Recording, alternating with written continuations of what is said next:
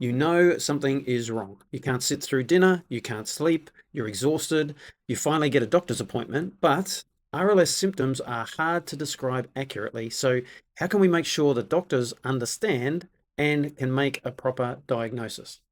I'm Mark Chapman. I've had restless legs for 6 years, and today I'm teaching you the 5 specific phrases that make RLS diagnosis clear, immediate, and undeniable so you can get the help that you need. The International Restless Legs Syndrome Study Group has 5 diagnostic criteria. Doctors are checking boxes in their mind as you talk. If you hit all 5, diagnosis becomes clear. So, criterion 1 is the urge to move. So, when you're talking to the doctor, you want to say, I have an uncontrollable urge to move my legs. It's not a choice. I physically cannot keep them still. Now, this works because urge to move is the exact diagnostic language. Emphasizing it's uncontrollable separates RLS from voluntary restlessness. Some extra detail that can help. The urge is so strong that if I try to resist it, the discomfort intensifies until I have to move. That can help them understand it more clearly. Criterion 2 is uncomfortable sensations.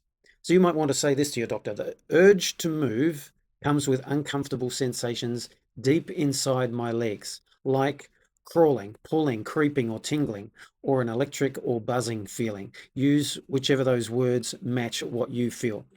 Tell your doctor that it's not on the skin surface, it's inside the muscle and bone. Now, this is important because you're using specific sensation words that doctors will recognize, and deep inside rules out skin conditions. Criterion 3 is that it is worse at rest. So, you want to tell the doctor that your symptoms start or worsen when you're sitting or lying down. The longer that you're inactive, the worse it gets. And that this happens during meetings, when watching TV, when trying to fall asleep, or long car rides, or airplane flights, whatever fits for you. Specific examples like this prove that it's activity dependent, not constant. Criterion 4 is that movement provides relief.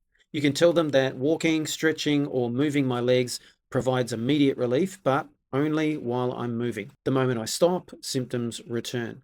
Now, this one is critical. Temporary relief with movement is a defining feature of RLS.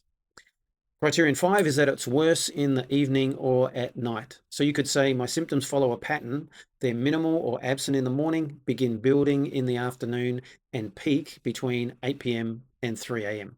Being specific about the timing helps make diagnosis clear, and the circadian pattern fits this criterion.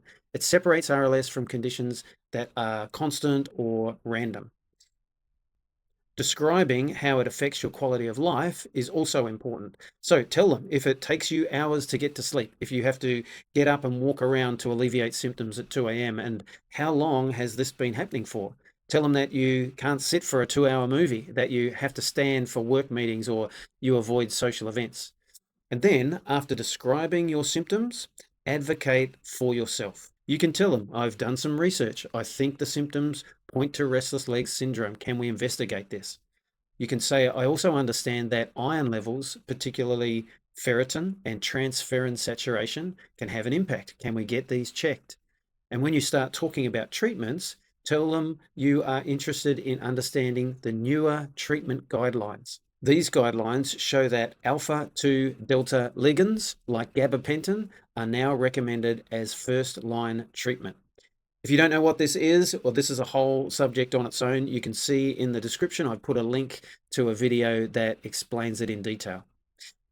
Now, what do you do if your doctor still doesn't listen? If you've clearly communicated symptoms using diagnostic criteria and your doctor dismisses your concerns or refuses to check iron levels or won't discuss treatment options, it may be time to see a neurologist or a sleep specialist who has more experience with RLS.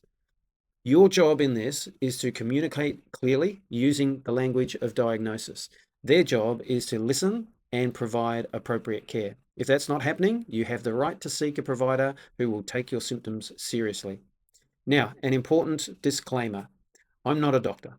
This video is about communication strategies, strategies that I've learned over my 6 years of. I'm not a doctor. This video is about communication strategies I've learned over the 6 years that I've been battling with RLS. It's not medical advice. The goal here is to help you clearly communicate your symptoms so your healthcare provider can make an accurate diagnosis and recommend appropriate treatment. Now, if this video has helped you, please subscribe and like the video. I post weekly content about managing RLS based on research and my 6 years of experience. And you can help me get this information to more people by doing that.